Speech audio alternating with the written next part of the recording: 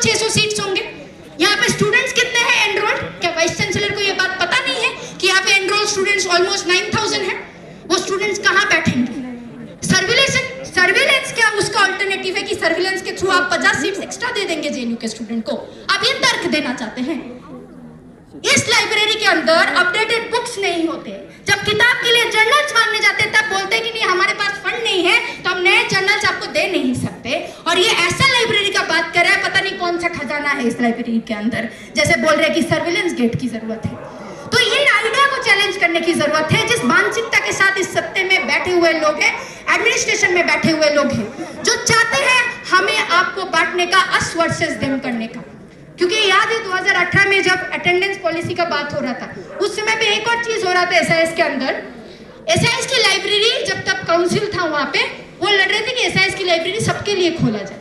SIS में 3 libraries थे, underground नीचे भी था, वो कैंटीन के पास, बाबू भैया के कैंटीन के बगल में, सबके लिए खोला जाए। एक चंक ऑफ स्टूडेंट्स को समझाया गया कि नहीं एसआईएस की लाइब्रेरी तो सिर्फ एसआईएस वालों के लिए होना चाहिए, बाकी लोगों के लिए क्यों होना चाहिए, बाकी लोग क्यों पढ़े। कोर्सेज जैसे अभी कोर्स है कि आप एक्स्ट्रा कोर्सेज दूसरे सेंटर से नहीं ले सकते, आप पढ़ नहीं सकते। तो ये जो है कि आप अपना ही सिर्फ देखिए, आप अपने साथ ही घुलिए मिलिए, आप दूसरों के साथ उठिए बैठिए मत। तो ये जो मानसिकता है, इस मानसिकता को कहीं हमें तोड़ना पड़ेगा और उसके लिए हमारी यूनिटी सबसे बड़ी जरूरत है।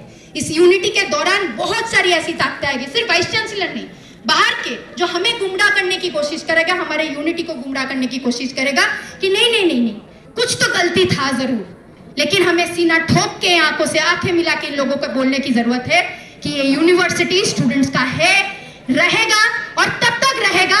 और हम लोग लड़ते रहेंगे तब तक जब तक हर एक स्टूडेंट को हर एक अधिकार इस यूनिवर्सिटी के अंदर नहीं मिल जाता। हम तब तक लड़ते रहेंगे। आप जेएनयू को हटाने वाला कोई नहीं है, क्योंकि जेएनयू को ताकत देता है जेएनयू के स्टूडेंट्स। और लास्ट एक चीज बताते हुए जो मैं एंड करूंगी कि जेएनयू का जो कॉन्स्टिट्यूशन है, उस कॉन्स्टिट्यूशन में जो आर्टिकल 1 है, पार्ट 1, जिसका डेफिनेशन पहला है कि मेंबर कौन होता है इस जेएनयू का, वो बात हम लोग बार बार दोहराते हैं जब जेएनयू के हम लोग इवेंट्स करते हैं कि जेएनयू में SU is not merely for members or the council members, but the JNU means each and every student is a member of the JNU। जब अदिति, गोपिका, सुनील, दानिश और नीतीश पे आज हमला है तो ये 5 लोगों पे हमला नहीं है, हम तमाम सारे स्टूडेंट उन पे हमला है, हमारी डेमोक्रेटिक राइट के ऊपर हमला है। इस बात को याद रखने की जरूरत है। तो उनके साथ हमें भी खड़ा होने की जरूरत है, क्योंकि आज सिर्फ उनको रस्टिकेट नहीं, हम सबकी आवाज को रस्टिकेट किया जा रहा है इस कैंपस के अंदर से, और ये हमें होने नहीं देना है। शुक्रिया। इनकलाब जिंदाबाद। जेएनयू।